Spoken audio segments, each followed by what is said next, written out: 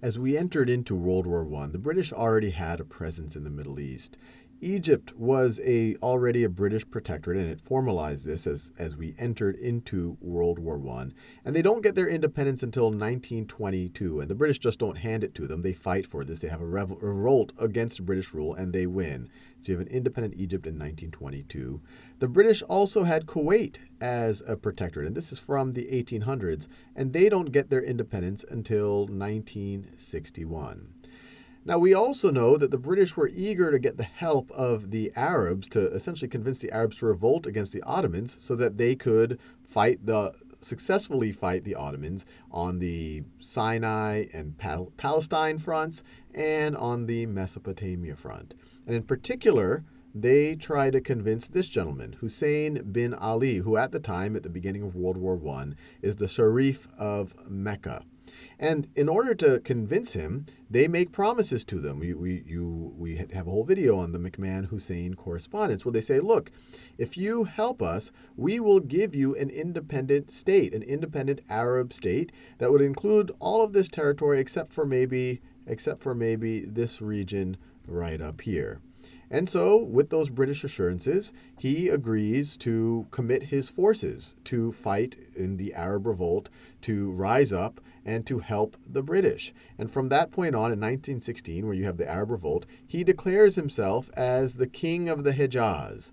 And just as a little bit of a geography tangent right over here, this is the Hejaz. It's kind of the west coast of the Arabian Peninsula, and it contains the very influential towns of Mecca and Medina.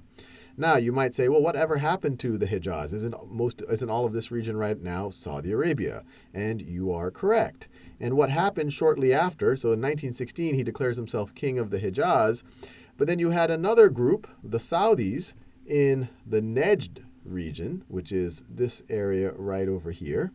So they are able to, in 1925,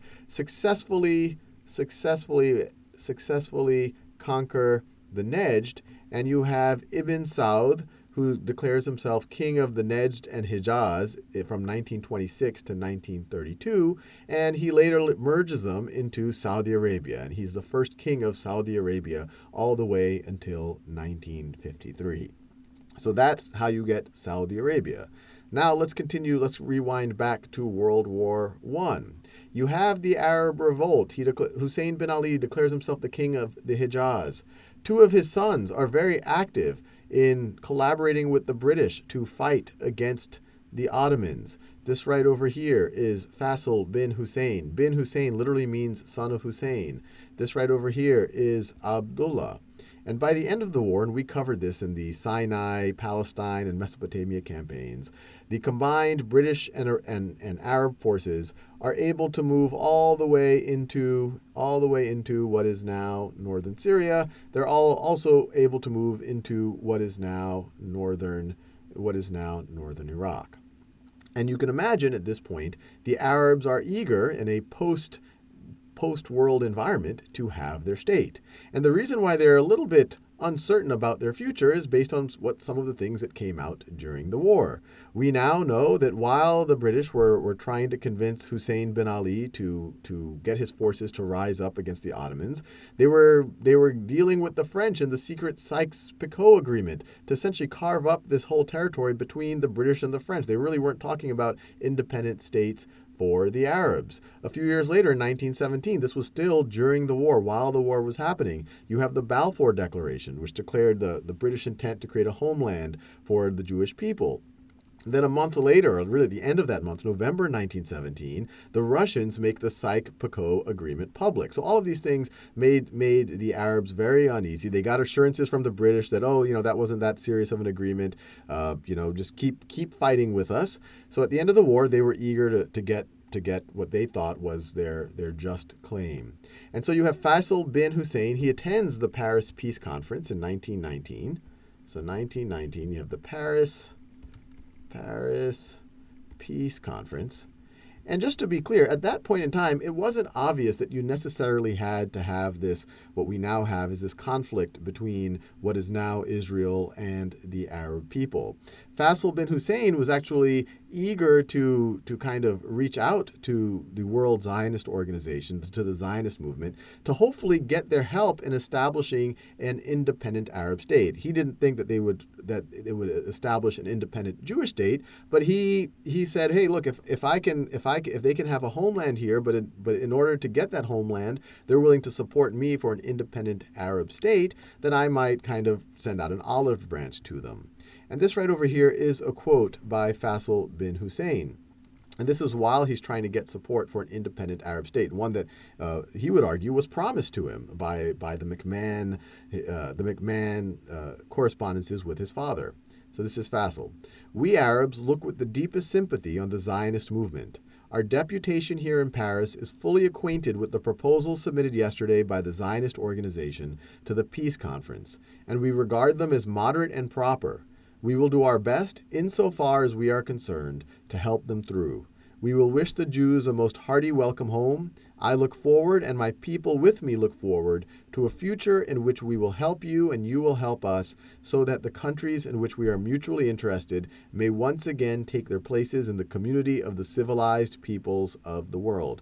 But he did throw on this caveat. He was doing this because he wanted their support for an independent state, and he did throw on the caveat, look, this only applies, I'm only supportive, essentially, of the Balfour Declaration if we get our independent state. So he really wanted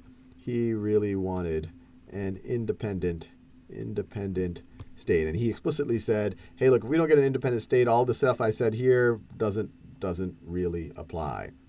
And so you end up with the Treaty of Sèvres in 1920, and it turns out that the Sykes-Picot Agreement held a lot more weight than the assurances between McMahon and Hussein, because in the Treaty of Sèvres, this area was divided essentially according to the Sykes-Picot Agreement.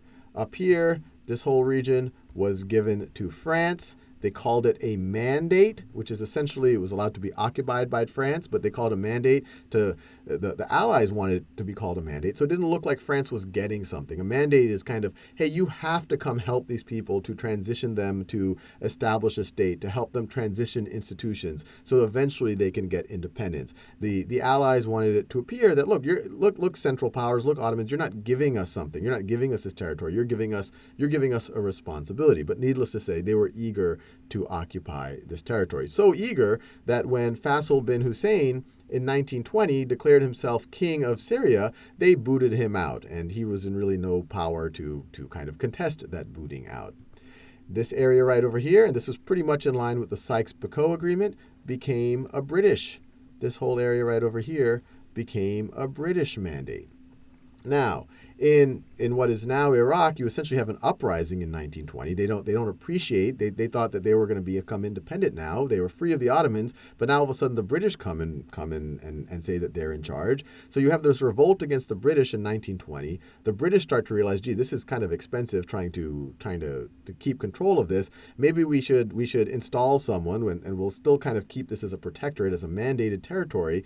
But why don't we install someone an Arab leader as the king of this region? And so they install Faisal bin Hussein as a king of Iraq. And he is a king of Iraq essentially under protection or under influence of the British from 1921 until 1933. And that's when they finally get independence of the British in 1932.